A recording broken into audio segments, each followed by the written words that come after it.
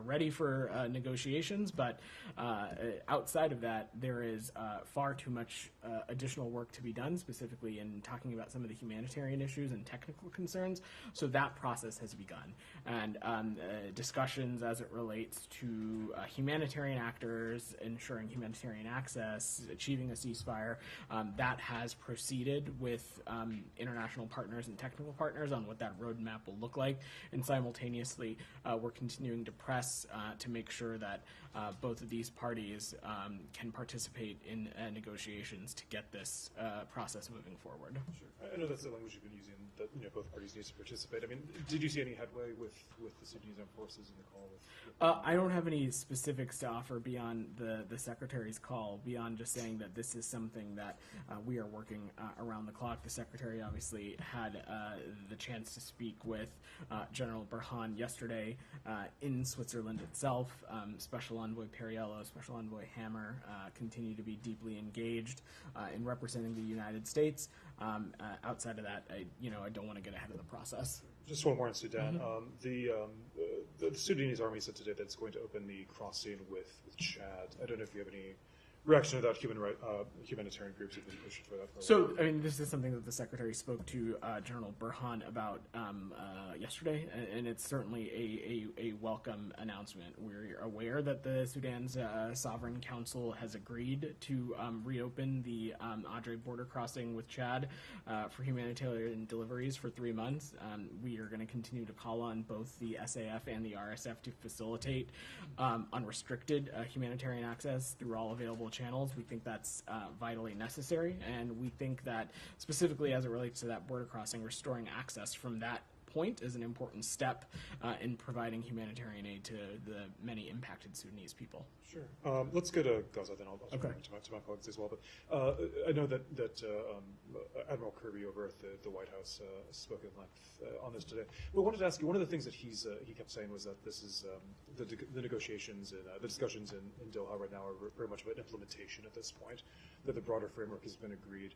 Could you explain that a little bit? I mean, sure. If not mistaken, Hamas has actually said that we need to implement what the president proposed on May 31st. I know you wouldn't say you're taking the Hamas position on this, but is there a sense that it needs to be implemented, that there isn't like a room for more negotiations? So I would very much echo what Admiral Kirby said, and I spoke a little bit about this earlier in the week in response to, I think, a question Saeed had and a number of you as well. It is our view, and it continues to be the case, that the broader framework of what the president laid out at the end of May has generally been accepted. But of course, this is a negotiation with two parties, and this is a process, and you sort of see what the text of the agreement is, and there's a back and forth, and there's an exchange, and there is engagement. And so we feel confident in saying that the contours of what the president outlined on May 31st has been accepted, and what we are focusing on now and what the talks are focusing on is working on the details of the implementation. There, of course, are still gaps when it comes to some of the details. There are gaps when it comes to execution. There are specific implementing measures that need to be agreed upon, but beyond that, I'm just not going to get into the specifics, Sean. I'll defer to my colleagues. Great. Jenny, Camilla, will I stick with the front row? Go ahead. Yeah, I mean, Kirby called this a promising start, but why? Just because they resumed talking? Has there been more? So as I said, look, I will let the White House offer any additional characterization to the Admiral's comments, but what I would echo is that this is it is an important step. As we've said, that in the lead up to this meeting, we have already narrowed some gaps, and the focus now is on some of the more specific implementation and specific issues as it relates to the agreement. There, of course, is a lot of work that remains ahead. This is a complex situation and a complex agreement, but the work is so important, and we're very pleased that this process has taken place again. Do you have a sense of how quickly these negotiations could wrap up? I don't want to put a timeline on it, Jenny. I don't anticipate that coming out of the talks that there will be a deal today. We expect this process to continue, but I'm just going to avoid putting a timeline on it. And then on Gaza, the health officials there say that this death toll has surpassed 40,000 people. I was wondering if the State Department has any comment on that.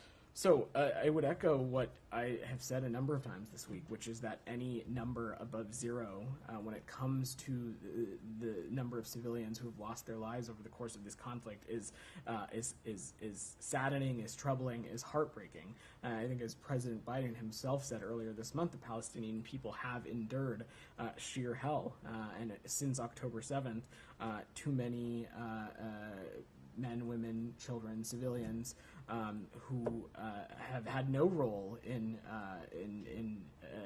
are just impacted by a crossfire of Hamas's making.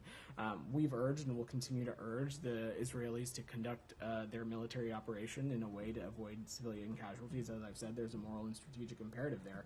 But Jenny, since you asked the question, I want to highlight, though, that the fastest way to create improved conditions for all, including the Palestinian people, including Palestinian civilians, is for the parties to accept and finalize this deal for an immediate ceasefire, hostages released, and increased humanitarian aid and safe civilian return. And we really hope that with the process that restarted today, that is what is awaiting for us at the other side of the finish line. Camilla. Thanks. I know that you've spoken about this yesterday. Yeah. I guess I'm just following up to just check that this is still the case, that Qatar has said that they will make sure that Hamas participates in this round of talks. Obviously, we've seen a lot of statements coming from Hamas saying that they won't participate. We know that they're not meant to be in the room with US and Israeli negotiators to begin with, so it doesn't seem like there's a whole lot of difference this time around anyway. But just wanted to ask, is that assurance still there from the Qataris about today's? Talks are moving forward in Doha. That process is happening, and there are representatives on the ground there from Israel, from the United States, from Qatar and Egypt, and Qatar and Egypt are, as part of that process, are mediating with Hamas. And so you heard me say a number of times this week that our partners assured us that Hamas would be represented in one way, shape, or form, and they certainly would be part of the ongoing conversations, which is probably necessary when we're talking about negotiations between two sides. And so we have no doubt that the current modality will be able to serve the purpose it's designed to. I have a couple of questions on another part of the world. I'll come back to you. Saeed, go ahead. Thank you, Vedant. Very quickly, on just following up on my colleagues on the talks. I mean, what is really perplexing is the fact that the president laid out the plan on May 31. You guys took it to the Security Council, UN Security Council. You got a resolution and so on. Why is there a need to have more talks? Why can't you just find a mechanism to implement what you have already agreed to with the rest of the world? Saeed, for anybody who's actually probably been part of a negotiation process, it's probably not perplexing at all. This is a process. It is a complicated process, and as I said to Sean, and as Admiral Kirby said just an hour ago at the White House, the focus now is working on the details of the implementation and details of execution and specific implementing measures. There is no question as it relates to the contours that President Biden laid out at the end of May. That was then quickly supported by the international community, including the UN Security Council and much of the Arab world. And it is the contours of the plan that was echoed last week in the trilateral statement by President Biden, the Emir of Qatar, and the President of Egypt. So this is a process, and we're going to let this process play out. I'm not going to get into the specifics beyond that.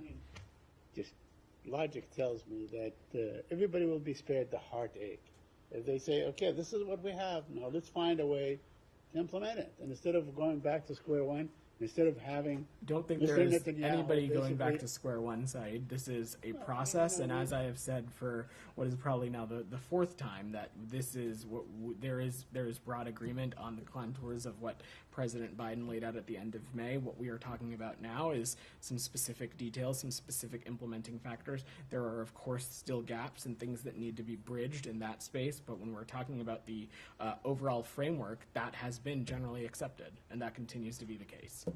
Well, the point, Vedant, I mean, I know what you said yesterday about whatever is attributed to Mr. Netanyahu is basically allegation, alleged. You know, you said alleged. In fact, it was the title of my article about what you said. But the Israelis, different Israeli sources, different Israeli media, and so on, they insist that Mr. Netanyahu wants to renegotiate the Philadelphia crossing. Mr. Netanyahu wants to negotiate the Nitzrim crossing.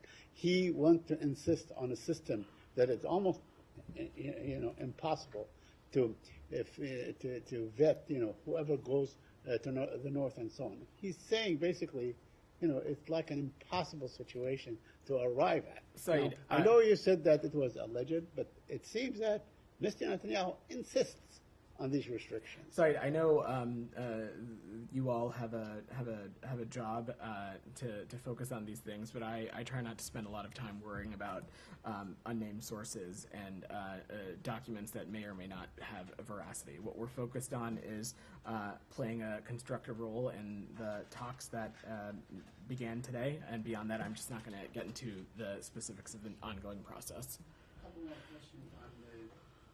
On the West Bank, there's been a settlement in a UNESCO site and so on.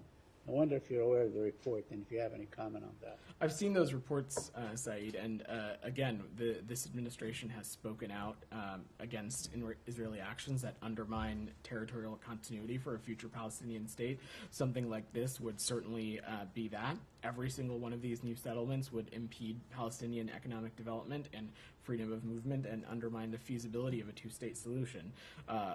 Simultaneously, Saeed, what we have said a number of times continues to be the case, which is that the Israeli government settlement program, we find that to be inconsistent with international law, and we certainly oppose the advancement of settlements in the West Bank, and this would certainly be an example of that.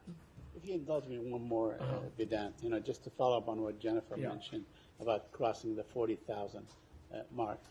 I mean, this is more than 10 to 1 as far as all lost life is precious and so on. But now we have at least 10 to 1 Palestinians that have died. When will enough be enough? Because I know you say, one more, we don't want to see it, but the fact of the matter is that you've been saying this since last December, and we have killing every single day. Every single day, no 24-hour goes by without killing at least 36, 40, 50 Palestinians, most of them children. So, when will enough be enough?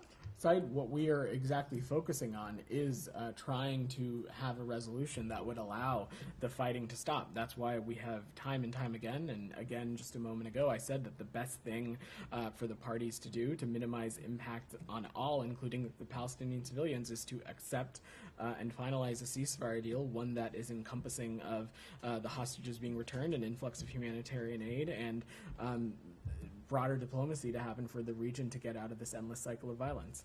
Tom, go ahead. Follow up on the settlement announcement that Minister Smotrich made yesterday. Do you think your opposition to it will stop this settlement being built? That is not really for me to speak to, Tom. These are obviously unilateral Israeli actions, and when it comes to the United States, not only have we had made our perspective and our point of view on this incredibly clear, how it is a detraction from Israel's security, how it takes us away from a two-state solution, but we also continue to have tools in our tool belt to hold to account individuals who we may think be contributing to greater insecurity in the West Bank. I'm not going to speculate on that from here, though. I mean, that's a separate point, but this is a government-announced settlement. This isn't an outpost. So, it's the same question, really. If you oppose it, I don't quite see why you can't stop it. I'm sorry, I don't really follow, Tom. You've opposed hundreds of settlement announcements, and they are all then built. So what's the point of repeatedly saying you oppose them? It is important for us to make clear our perspective and our point of view, as well as to raise these sometimes tough and difficult conversations with our Israeli partners, and we'll continue to do so. But doesn't it just expose the weakness of your position in that you can say something and say it's your policy, but clearly it doesn't have any effects on the ground? I would take issue with that characterization, Tom. These are not actions that the United States is party to, certainly not ones that we are involved in. Ultimately, Israel is a sovereign country that's going to make its own decisions. That does not detract or change from the fact that when we see things, when we see policy decisions, when we see actions that we disagree with, that we think are not just in the interest of the United States, but also not in the interest of the region, we won't hesitate to say so. It is not dissimilar from circumstances in other countries in which the United States is not party to those decisions, but when we see something we disagree with, we certainly will make our voices heard, and that continues to be the case here. I will also say that the bigger issue here, Tom, is that we want to see these kinds of things end, and that is why we're so committed to getting to a two-state solution, because we think that is the only path forward for the region. And when we see things like this that are inconsistent with that, we won't hesitate to say so. Well, you want to see a two-state solution, but I mean, Smotrich himself said in announcing the settlement, we'll continue to fight the dangerous idea of a Palestinian state and establish facts on the ground. This is my life's mission, and I will continue it as much as I can. So that's what you're up against when you're saying you oppose the building of these settlements. Clearly this will go ahead, and it will not just go ahead, but it will go ahead in occupied territory where you are arming the military force which will facilitate its establishment. So you're saying you oppose it, but you're arming the military force that facilitates its establishment. We have a security relationship with the IDF, Tom. I don't dispute that. That of course continues to be the case. How is building a settlement about self-defense of Green Line sovereign Israel? We don't think it is, Tom. We do not think that the expansion of the settlement program is in Israel's security interest. We think it detracts from a two-state solution and causes further instability and insecurity. I've said these things a number of times. The point that I'm making is that these are not actions that the United States is party to. Yeah, go ahead. I asked about Ben Gvir and what he's done on the Temple Mount, and to Tom's question, you mentioned tools and the U.S. toolkit. The U.S. hasn't used any tools in that toolkit. And I just want to understand, is that because these are U.S. government officials? These are also U.S. government officials that Netanyahu... You mean Israeli officials? Sorry, Israeli government officials that you wouldn't use, is that because you can't use U.S. So, Camilla, I would never preview actions from up here that would be inappropriate, not just in the context. You mentioned the toolkit. Of course, not just in the context of Israel, but in any country. I wouldn't preview actions from up here. Look, when it comes to across the world, when it comes to governments that we engage with, whether they be partners, allies, or countries that we have adversarial relationships with, there are colorful characters in any government. What the United States is focused on is the policy and the policy decisions that they pursue and the United States pursue, and particularly when it comes to attempting to subjugate or change the status quo at Temple Mount, Haram al-Sharif, we would take issue with that, and expansions of the settlement program, we would take issue with that. We find both of these things to be a detraction of Israel's security and fuel more insecurity and instability in the region. And we'll raise these and continue to have these very tough conversations. In terms of what actions we can take, Camilla, I'm not going to preview or speculate from up here. Okay, but it's fair to say that there haven't been any actions taken other than condemning it verbally. When it comes to officials within the government, sure, that can be a fair assessment to take. But you have seen us, particularly when it comes to actors in the West Bank, we have found to be sowing division, sowing instability, sowing insecurity. We have taken action, and we've spoken about that a number of times from up here.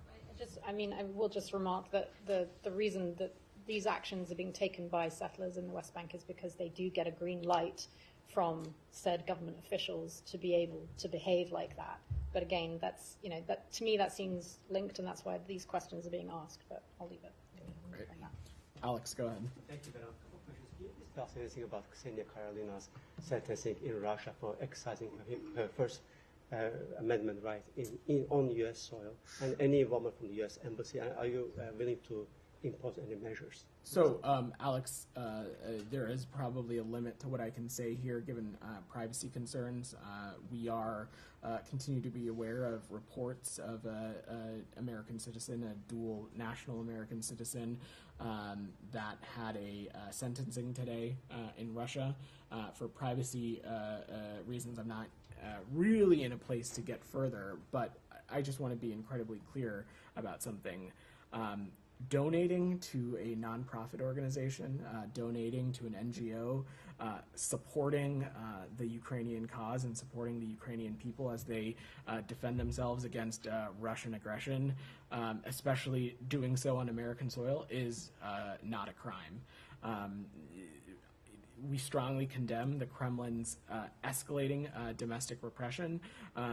And outside of that, as it relates to this particular case, we continue to raise this directly with the Russian government and continue to seek consular access. Alex, you and many others here, we've talked about this a great deal. Russia has a track record of, when it comes to dual nationals, not recognizing their American citizen status and, frankly, being uncooperative when it comes to things like meeting their obligations under consular conventions. But we'll continue to remain deeply focused and engaged on this. Given the definition you just described, so you consider her arrest as wrongful? We've not made any formal determination, Alex. That's obviously a separate deliberative process. What I can say is just what I have seen in public reporting on whatever merits exist in that contributing money to a nonprofit organization, contributing money to efforts that support the Ukrainian cause, in our eyes and from our point of view, is certainly not a crime. On Ukraine, we heard from the White House this morning. They said that you have seen some Russian units being pulled out, redirected. You have not seen any escalatory rhetoric from Russia. Once again, Ukraine proved to be right, and your escalation fear policy proved to be exaggeration. In that case, given this latest episode, are you willing to allow Ukraine to take this further step and strike deep inside Russia, which will allow Putin to actually remove not some of his units, but all of them? So, Alex, let me say two things, and then I am going to move on because I want to get to as many people because I have a heart out today. First, we have seen some Russian troop movement out of Ukraine to deal with the incursion that you and others have asked about, but I'm not going to do a military analysis from up here. Separately, there has been no change to United States policy when it comes to cross-border attacks. What we're focused on is making sure that our Ukrainian partners have what they need to defend themselves from Russian aggression. Nike, go ahead. Can I go back to Sudan? Sure. Can you give us an update on U.S. humanitarian assistance to Sudan? I don't have a monetary update for you, Nike, but I'm happy to check with the team to see if there is a figure we can provide. What I can say is that this is something that we're deeply engaged on. Obviously, the Secretary spoke about it with General Burhan yesterday and would welcome the news as it relates to this border crossing with Chad. Beyond that, we are continuing to call on the SAF and RSF to facilitate unrestricted humanitarian access through any and all available channels. Let's not forget that Sudan currently is one of the most dire humanitarian situations in the world right now, and we're taking every possible effort to address that. One of the key reasons that these talks are ongoing right now is to make sure that we, along with international partners and other technical partners, have a roadmap and a plan when it comes to ensuring humanitarian access. With neither side showed up on day one's talk, can you please help us understand what are the sticking points? So again, I'm not going to get into the specifics of the negotiations, but to clarify, we are currently engaged with both sides, and we continue to stress the importance of having the SAF come to Switzerland and participate in the negotiations jointly. It's obvious that would be necessary when we're talking about cessation of hostilities or a cessation of violence. The RSF is in Switzerland, and they stand ready to negotiate, but we're continuing to engage with both sides, and I'm going to let this process play out. If I may ask, global health emergency and MPOX, does the State Department has any plan to update its travel advisories and to provide timely information? So I spoke a little bit about this earlier in the week. U.S. embassies in the region have issued alerts to U.S. citizens, amplifying the CDC's Level 2 travel health notice for MPOX. For further information on that, I would defer to the CDC. At this point, we're not seeing any major issues of flight cancellations, and we certainly don't expect that at this time, but this is an issue that we are deeply engaged on. I will also just note, since you asked, Nike, that to support the effort as it relates to Mpox. The United States is donating 50,000 doses of the FDA-approved Jynneos vaccine to the DRC, and we're also working with other countries, the WHO and other international partners, to look at the vaccine delivery situation and see what other lines of efforts we can support. Go ahead, in the green, yeah. Yeah. Canadian doctor Ben Thompson, who volunteered in Gaza earlier this year, posted a video on X in which he tells the story of a doctor in Gaza who was forced to strip naked and stand in for 2 days by Israeli force, urinating and defecating where he stood. He was only allowed to treat his patients while naked. Do you have any comment on that? So I've not seen that video, but if those reports are accurate, certainly that would be deeply troubling and just outright offensive. And if true, the IDF should look into these allegations and hold to account any perpetrators. But again, I don't have more information on that beyond what you said. 2 days ago, Israel killed pharmacist Dr. Juman, her mother, and her 3-day-old twin in a strike. No other unit was struck in that strike, which makes it a very precise and targeted strike. Since you are in direct contact with the Israelis, can you ask them, or do you have any opinion why would they target and kill a grandmother, a mom, and a 3-day-old twin? I don't have any specific information on this, and I'll let the IDF speak to their own operation. Go ahead. I got to work the room because I have a hard off. Go ahead. On the sanctions announcement this morning, given the timing and the talks of potential chatter within the region, is there any sort of message or sort of underlying response to the timing of sanctions on Hezbollah and the Houthis as of now in conjunction with Treasury? So I would certainly, these actions that we're taking are rooted specifically in the malign and destabilizing behavior that we have seen both the Houthi and the Hezbollah networks partake in. I would not necessarily equate it to any other thing that is happening in the region. Since the onset of the increased Houthi activity in the Red Sea that we have seen, the United States and the President have made clear that we will take appropriate actions to hold these networks accountable, and this is us in conjunction with the Treasury Department doing that. Go ahead. Negotiations are being held without Hamas, and Geneva negotiations are being held without an important party from without the army. Has the United States lost its role or being an effective mediator in the crisis of the Middle East? So I think I spoke to both of these. First, in the context of Switzerland, we're continuing to stress the importance of the SAF joining the talks. The RSF is in Switzerland, and they stand ready to join the negotiations. What we are focused on at this moment is the humanitarian and technical part of the equation, which we are continuing to move forward in close coordination with international partners, humanitarian actors, and others. In the context of the Middle East, as I said, the talks have started today, and Egypt and Qatar are playing a role in mediating with Hamas, as they have had indicated to us this week that they would do. Go ahead, in the back. Yeah. Based on different reports and what the president himself laid out, there is a connection between the Iranian attack on Israel and the talks in Doha. President says that Iran could hold off on Israel attack if Gaza deal reached. How these connections has been built up, based on what? Based on common sense, intelligence, or let's say the indirect talks that you are having with the Islamic Republic? So I'm just not going to speculate at all. Again, you said me and Admiral Kirby have said this numerous times this week. I'm not going to speculate on a potential Iranian response. What we are focused on is two things. One, taking every possible effort to send a clear message to Iran through partner countries and other channels that a response or retaliation would not be in anybody's interest, and taking every possible step to de-escalate. Simultaneously, we're incredibly focused on getting these talks across the finish line. In the pink, go ahead. Yeah. President Lula gave an interview just today, and he has two proposals for Venezuela.